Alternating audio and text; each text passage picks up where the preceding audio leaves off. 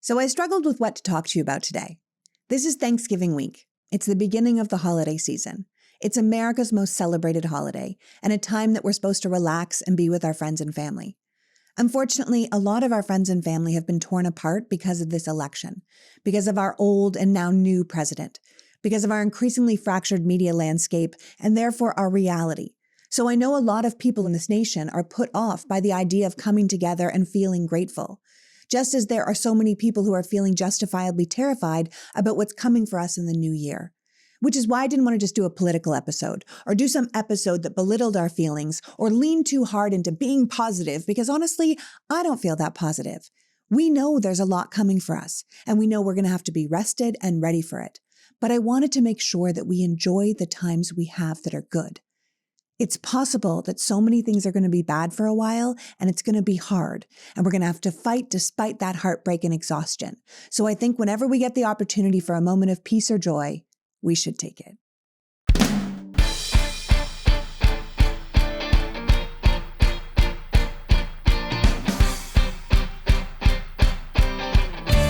Hello, and welcome to the Politics Girl podcast. I'm your host, Lee McGowan. Let's get into it. The week of the election was my son's musical. It was 5 shows, 2+ hours each of joyful young people singing and dancing their hearts out. It was funny, and it was bright, and it was cheerful, and I needed it so badly. I hated leaving the theater. It meant I had to go back to reality, and I just wanted to stay in the joy. So when the joy offers itself to us, we have to be sure we take it. We need to hold on tighter to the things that make us happy. We need to be aware of the little sunshines in the darkness. I think this might be a great time to let go of those little irritations when we can and compartmentalize our big fears from our small joys. It's okay to be happy, even when things are sad. Sometimes that's what gives you the strength to go on. And go on we must. So this Thanksgiving, American Thanksgiving 2024, I thought I would tell you a little story. A story about hope and perspective and living through dark times. Feel free to extrapolate what you want from it, but I have to keep reminding myself that I have been to a place where everything seemed incredibly dark before, and it was. But I'm still standing, and you can be too. For those of you who don't know, I have a very rare lung disease called pulmonary hypertension, which I was diagnosed with after my son was born and given 2 years to live. Now, saying that, my son is now 16 years old, and despite the fact that I am still very sick and absolutely dreading what might happen with the ACA, I can't deny I've done incredibly well. None of it was easy. It didn't come without a cost, and it is not over. But here I am, talking to you. Being told you're dying has a way of really sharpening your perspective. What's important to you, who matters, what you care about, what you want to be or what you want to do before you lose the opportunity to do it. As my therapist in the early days of my diagnosis said, being given a terrible diagnosis is a lot like living with a loaded gun pointing at your head and trying to act like you're normal. I feel like that's what we're doing today. Life doesn't just stop because you live under extraordinary circumstances. I was dying, but that didn't stop my bills from coming in or solve my marriage problems. It didn't make my child perfectly behaved or make our school district better. I still felt frustrated if the email I'd spent an hour on accidentally got deleted, and I still swore at assholes in traffic. Getting sick didn't make me zen. I was still me, but it did give me a perspective that few others have. I know it sounds weird to say, but I am incredibly grateful to know what I know.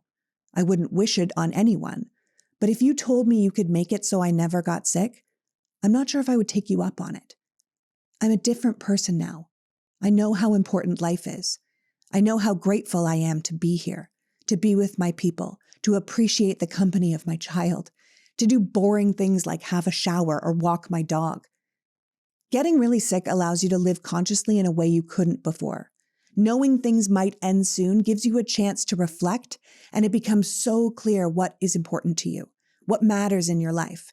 You worry less about what people think or what you might say, and you know that the people you choose to have in your life are there because you are better for their company. You don't have time to waste on idiots. 5 months after my son Lachlan was born, I started having trouble breathing. I figured I was just out of shape. Having a baby is no joke. And despite the fact that I had exercised straight through my pregnancy, I figured I was just getting winded because I was a new mom and this was normal stuff. But when I got to the point that I couldn't make it from my car to the house without feeling like I'd run a city block, or get to the top of the stairs without falling to my knees to catch my breath, I knew something else was going on. It's one of the reasons I am so adamant about women being able to choose if they want to be pregnant or not. Pregnancy is incredibly hard on your body, and even if everything goes well, it can affect your health for the rest of your life. It is not a choice to be taken lightly. You have to really want it to take that risk. And I was having a baby at a time where it was far less risky than it is now. My doctor was out of town at the time, so I saw someone I'd never met before, and he could barely conceal his eye rolling as I described my symptoms to him. He seemed to think it was postpartum, that I was just a woman and being dramatic. He told me that women who have babies sometimes feel like something's wrong with them, but there's nothing wrong with them. I told him I was not looking for attention, that something was truly just wrong with me, and I wouldn't leave his office until he did some tests. He wasn't thrilled. He said, "Fine, maybe you're anemic." And I said, "Great, test me for anemia." It wasn't anemia.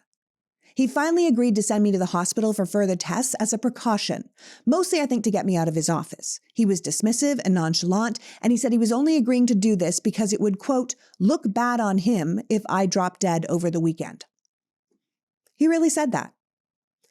I was admitted to the hospital and placed on the cardiac floor in what I can only imagine was the worst room in the entire building. It was tiny and gray and had sloping asymmetrical concrete walls. It was the last room at the end of the hall with no natural light, no view, and only one neighbor. A woman who would wail almost all day long and would often make her way to my door just to scream straight into my room. In many ways, her outbursts reflected what was going on inside my head. I might have appeared outwardly pulled together, but inside, I was that woman. 8 hours of tests, and I had a diagnosis: pulmonary hypertension. In retrospect, I was very lucky to have been diagnosed that first day. There are people with my disease who live for years in a world of misdiagnosis. But at the time, I did not feel lucky or grateful. I felt very confused and scared. When they said I had pulmonary hypertension, I was like, okay, but I'm not going to die from that, right? And the 3 doctors standing in my room, my ridiculously small room, so they were all kind of jammed in, went silent. And I looked at all of them and I said, but I'm not going to die from it, right? And one doctor said, well, everybody dies. I literally did a double take. Like, what? Everybody dies? What are you saying? How can you be so nonchalant about this? That makes no sense. I have a brand new baby. I'm 33 years old. I'm exceptionally healthy. I never smoked. I work out 5 days a week. I don't do drugs. I mean, quite frankly, I had never taken a single unnecessary risk with my life. What do you mean everybody dies? Fuck you, bro. Look, I'm not an idiot. I know humans are mortal, and death is part of life. But I think it's fair to say we're not supposed to die in our early 30s. We're not supposed to leave our newborn babies without mothers or our spouses without partners. None of that was normal. So him just sitting there on his stupid little wheelie chair in my crap room telling me that everybody dies? No, dude, everybody does not just die of lung diseases. I never even mastered smoking. But the thing is, even if you're angry or life feels unfair, or it feels illogical, or you just can't believe something is happening, the fact is, sometimes things just happen, and there is nothing you can do about it. And for me, I had a 1 in a million lung disease with no known origin, and it was terminal. It was what it was. My husband had to tell my parents. I had to tell my friends. But for my closest friends, I knew which friend I had to reach out to. I had to reach out to the most practical one, the one who could be counted on not to get emotional. And she was exactly what I needed her to be. She said, okay, what do you want me to do? And I said, I need you to tell everyone else. And she did. And they called me, and I didn't answer because I had no way to handle speaking to people yet. I couldn't make anyone else feel better. I couldn't make myself feel better. Every day was just about survival. I focused on adjusting, and I focused on coping. I was in the hospital for 3 weeks, where I sat perpetually with the idea that I would be dead before my child would ever have his own memories of me, that my husband would be a widower before his 35th birthday, that my parents would have to plan my funeral. I spent 10 days in the hospital with the doctors just looking for any possible source of my disease. Maybe I had lupus, maybe I had HIV, maybe it was some weird infectious disease. They told me if they could just find the cause, they could treat the cause, and then maybe they would reverse my pulmonary hypertension. So every day needles were jammed into my arms and my stomach, and I gave more blood than I thought was possible. I took endless streams of pills and saw specialist after specialist, just hoping to discover a source. I actually prayed for another disease. The doctors led me to believe that was the only way they would have anything to treat, if they could just find something else. That the pulmonary hypertension on its own was a death sentence, that my only hope was that if something else was wrong with me. And when they couldn't find anything, I was devastated. There was just nothing to treat. I had 2 to 3 years to live. I became despondent. I mean, that's the only way to put it, despondent. I stopped talking. I would stare at the wall and then I would just burst into tears. The only thing that stopped me from crying all the time was that crying made it harder to breathe, and I was already having a difficult enough time with that. I had breastfed my 5-month-old son before I left to see the doctor, and then I didn't see him for 3 weeks. They couldn't bring him to the hospital because it was too dangerous for someone his age. So my only connection to him was my now radioactive milk that I would have to pump and dump every day. I lay around, just thinking about all the things I would never get to do. I would never get to see him go to school. I would never make him a Halloween costume or take him to camp. I wouldn't be there when he graduated or got married. He would never even know me. Even if I lived the maximum amount of time, I would only ever be some mother from a story, a mother in photographs. I would never be his mom, because you need love for that. I mourned everything I thought I had or I wanted to do. My entire life felt surreal, and I felt unequipped to adjust to this new reality. I was outside of my body all the time. I did the same thing I did after my mom died suddenly, that until that moment I only equated with breakups, where you wake up in the morning and for a brief second, before you remember, everything is okay. And then you remember, and everything is horrible again. I felt like I lost my grip on what was real. I felt like I was just going to float away. One night in the hospital, I asked my mom to get into the bed with me and hold me down because I was afraid if she didn't, I would simply drift away. I'll tell you, it's terrible to feel that kind of hopeless. If I left my bed at all, I did it slumped over. I shuffle walked. I literally couldn't even be bothered to pick up my feet. I felt like I wasn't able to do that. Everything felt irreparable. I couldn't watch TV. I wouldn't read. I barely spoke. If I was inspired to do anything, it was to research my disease. But because the news was always so bad, it just made me put my phone down and go back to staring at the ceiling. I can't actually imagine what it must have been like to be around me at that time. I didn't just get my disease. I lost myself. And it would take a collection of specific and seemingly unconnected things to help make those first shifts towards changing my attitude from I'm going to die to I'm going to fight. The first thing I did was change rooms. Now, this seems like a stupid thing, but changing my environment actually had a monumental effect on my spirits. Despite the fact that I cried a lot, the nurses had really taken a shine to me. It probably didn't hurt that I was the youngest patient by 40 years and showed no interest in biting anyone. So when the new room became available, they moved me into it right away. It was the biggest and brightest room on the floor. And along with a bed and a view, there was a couch for someone to sleep over, and an actual table for people to sit at, and a big picture window that filled the room with warm, kind light. Every day I would look out at the blue sky and the green hills of Burbank, and I would tell myself that I would be part of that world again. I would say, I will not die from this. I will not die from this. I will not die from this, over and over, willing myself to believe it. The second thing was I started dealing with one really great doctor, rather than a collection of marginal ones.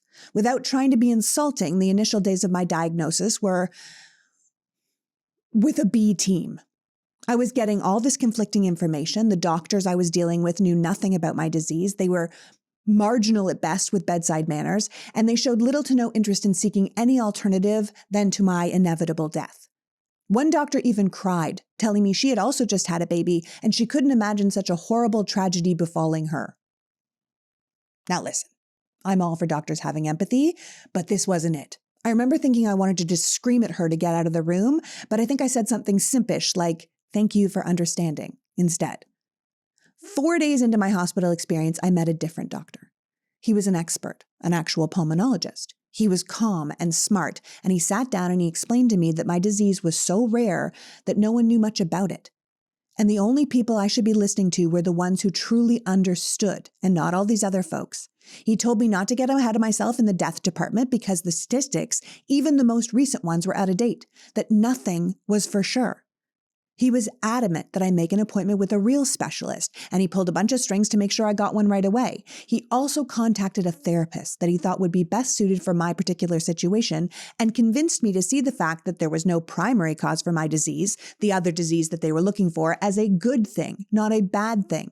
The fact that I was healthy, aside from this terrible disease, would only help me as I move forward in my battle. Yes, if I had lupus, they might be able to reverse the pulmonary hypertension, but I would still have lupus. Finally, he went so far as to say he wouldn't let me die from this. And whether he could keep that promise or not, hearing him say it helped me believe it. The love and care this man offered to me is probably the single most influential thing I had in those early days to pull myself together and believe someone was in my corner, that there was someone who wouldn't give up on me, so I couldn't give up on myself. It's important we have people in our lives who give us hope and encourage us to stick things out even when we don't want to. And sometimes that's not your family or your friends. It's a stranger with expertise who knows what they're talking about and has no reason to blow sunshine up your ass. I got in touch with that therapist.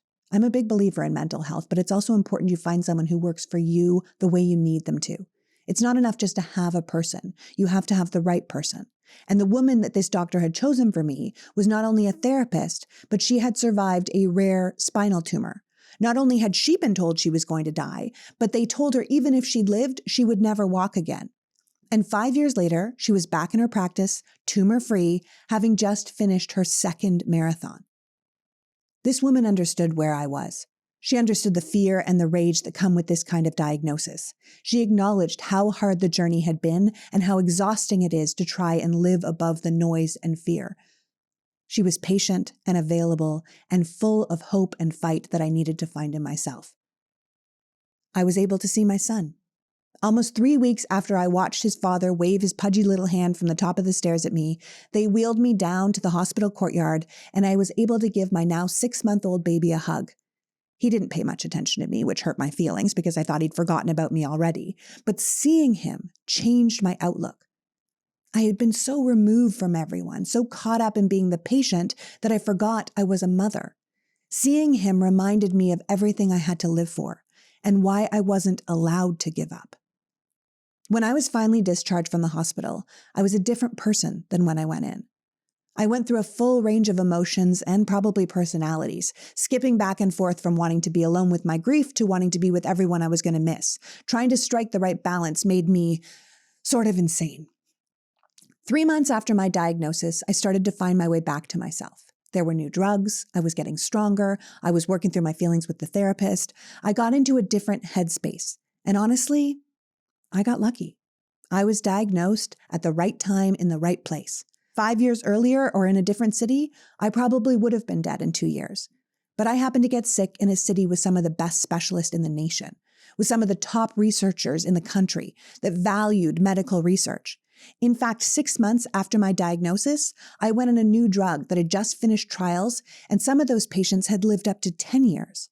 And I thought, man, if I can live 10 years, what will they have come up with by then?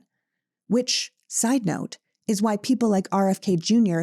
can't be in charge of Health and Human Services. He wants to put a hold on medical trials for 8 years. That is a lifetime in science. So many people will die.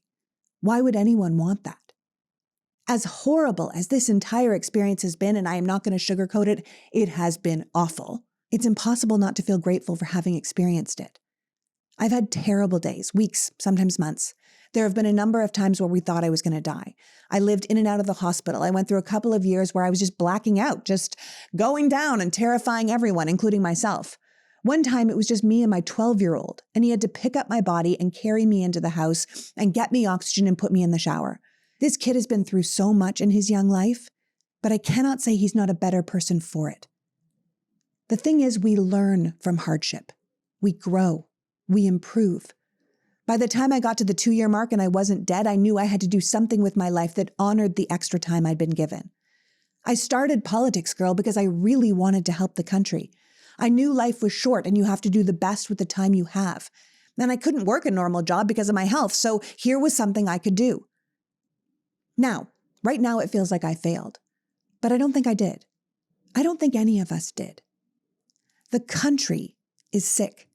Disinformation and hate and greed are a cancer on our nation, and they have metastasized. What we just found out in this election, what is coming for us, it's scary and it's dangerous. And we have to take the time to be sad and be angry and mourn what we thought we were, who we thought we were. But then we need to change rooms, and we need to let the light in. And we have to listen to the experts, and we have to take their advice, and we have to look at our friends and family and realize they're worth fighting for. We have to find hope in the struggle. And if we live through this, I know we'll come out better for it. I'm going to say the same thing to you that was said to me. America is not going to die from this. What is coming at us might be terrible, but it will solidify our priorities. We are going to end up grateful for the things we took for granted in the past. Future us will work harder and do better and be better because we lived through the alternative and we survived and we know more. Now, because this podcast isn't possible without sponsors, I'm going to take a break to talk about the people who are kind enough to support this show, and then I'm going to be back with some final thoughts. Well, since this is Thanksgiving week, let's talk about food, specifically meal kits. I will be honest, meal kits have not always been my thing. As a busy person who wants home-cooked meals, I have tried a lot of them, and they didn't really deliver on taste, and the assembly was often so fussy that I just hated doing it. But Marley Spoon is different. Now I get all these delicious meals without the hassle of thinking about them or shopping for them. I just choose them weekly on my computer, and they show up on Monday on my front porch. I genuinely can tell you I love this service. Marley Spoon has over 100 recipes to choose from each week. Last week's favorite was sheet pan shrimp tacos, but every single meal was good. Like really good. Not like, yeah, this is fine, but like, dude, this is good. It's good, right? That kind of good. The variety is wild. There is no way you won't find something you will like, and it's all customizable. You want it to be vegetarian, family-friendly, low-carb, they've got you covered. They even have an in-house registered dietitian to make sure you're eating healthy without the guesswork.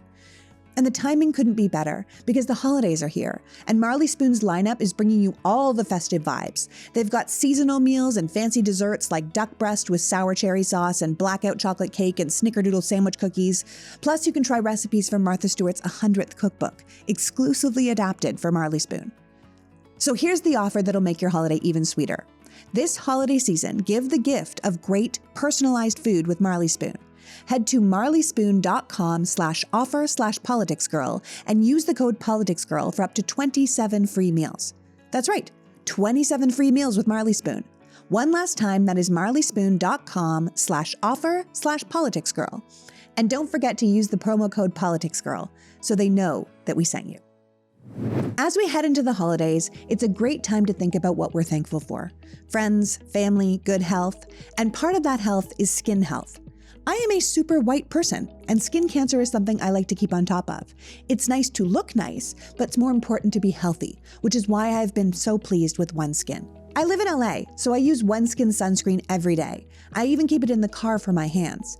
But OneSkin has an entire line of skincare that doesn't just treat surface level issues, but works at the cellular level to keep your skin healthy and resilient as you age.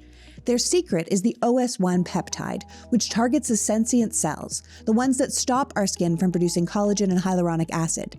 This peptide helps you turn those cells off, so your skin stays hydrated, smooth, and vibrant. And coming up on the holiday season, OneSkin is introducing a limited edition holiday bundle. This exclusive bundle comes with travel sizes of OS1 Face, OS1 Eye, and OS1 Body, all in a little bag. I just got one, and it's coming on the road with me. It's the perfect gift for anyone wanting to invest in long-term skin health or even a little treat for yourself. OneSkin is the world's first skin longevity company, addressing skin health at the molecular level, targeting the root cause of aging so skin can behave, feel, and appear younger. Why not get started with your new face, eye, and body routine at a discounted rate today? Get 15% off with the code politicsgirl at oneskin.co. That's 15% off at oneskin.co with the code politicsgirl.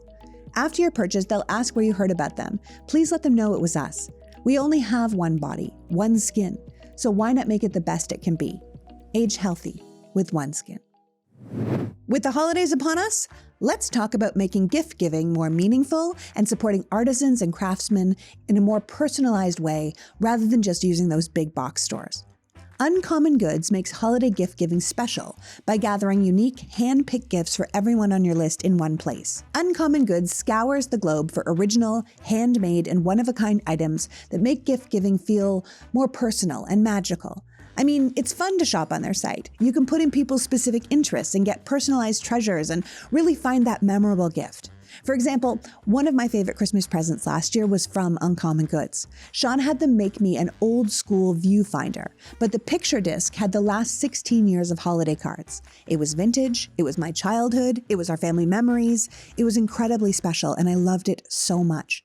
When you shop at Uncommon Goods, you're supporting artists and small independent businesses, and many of the items are made in small batches, so I would recommend shopping early before they sell out. They also focus on quality, unique designs, and many products are even handmade right here in the USA. They have everything from personalized gifts to unique finds for kids, sports fans, book lovers, bird watching, whatever your people are into. It's not your typical holiday selection.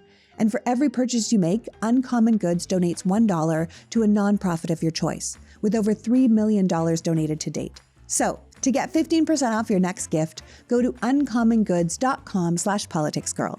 That's uncommongoods.com/politicsgirl for 15% off. Don't miss out on this limited time offer. As they say, Uncommon Goods, because we are all out of the ordinary. And we're back. Happy Thanksgiving, my friends.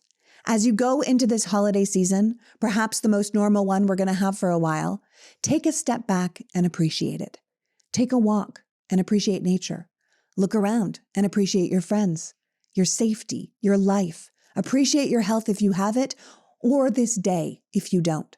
I am grateful for all the people who have supported me through everything I have been through, particularly my amazing husband, whose positive attitude was not always appreciated but was always necessary. I am thankful for the medical community who has kept me alive all these years, for the research and the doctors and the funding to find cures, for all the kind nurses who helped me in my darkest of days. I am grateful to my mother, who helped me be a good mother even when I was so weak, for my in-laws who stepped up when she couldn't and who took care of their son and my son when I couldn't. I am grateful to all the people who still believe that being good matters, who will still raise their children to be kind in a world that seems to reward being cruel. If we can keep our light, this darkness won't last. Don't let these terrible outside circumstances change who you are. In fact, one of the best things you can do with terrible outside circumstances is to remain who you are. Don't let this breakdown in cultural norms, this illness in our country, wreck you. Keep your ethics, keep your empathy, keep the faith. I know that living with uncertainty comes with its own set of problems, but if you rest when you need to and disconnect when you have to and take moments of joy when they are offered to you, then I believe we will make it through this. These people who would take everything from us, they're not gods. They're just humans. And so are we. And there are so many more of us than there are of them. I'm so grateful you joined me today. Remember, you can fall apart if you need to. You just can't stay there. Once you've felt all your feelings, you're going to need to get back up because we are going to need you. The future is going to need you. Until next week, happy Thanksgiving. PG out.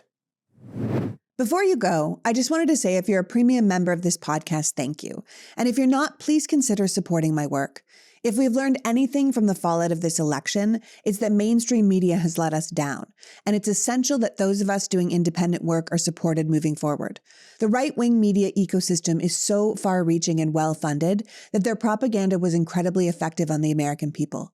The extremists have been able to shape the mindset of a fair amount of this nation, and we have to invest in our own independent voices to fight back. So if you aren't a member of Politics Girl Premium, please consider going to politicsgirl.com and signing up.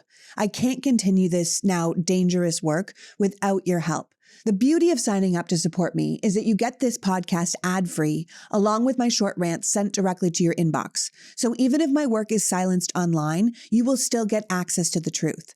There is a link to sign up in the bio of this episode, but also on politicsgirl.com. Thank you again for your time and your support. Happy Thanksgiving.